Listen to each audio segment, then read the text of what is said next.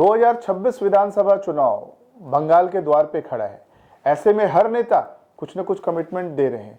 Morning time रोचे प्रचार युद्ध क्षेत्रे आसून देखे नहीं वोटर बायोस्कोप।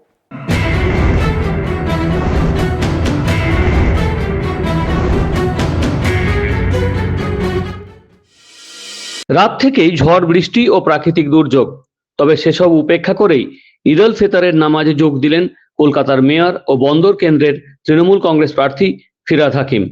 নামাজের পর শুভেচ্ছা জানালেন কলকাতার নাগরিকদের। এক মাস রমজানের উপোস করার পরে আজকে সেই পবিত্র দিন, সেই পবিত্র ঈদ। ঈদের দিনে সবাইকে শুভকামনা করতে হয়।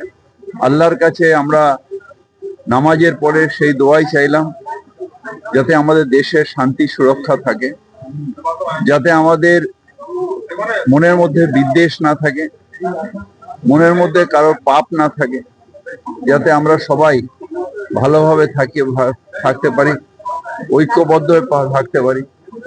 সারা বিশ্বে আজকে যেভাবে মারামারি, কাটাকাটি, বম্বিং চলছে, তার থেকে যেন আল্লাহ তাআলা তার রহমত দেখায় এবং শান্তি আনে সারা বিশ্বে। ঈদের দিনেই কালীঘাটে কালী মন্দিরে পুজো দিয়ে ভবানীপুর কেন্দ্রে প্রচার শুরু করলেন বিজেপি প্রার্থী শুভেন্দু অধিকারী। কালীঘাটে ভৈরবের মন্দিরে শিবের মাথায় জল ঢালেন, পুজোও দেন, আশীর্বাদ নেন স্থানীয় নাগরিকদের।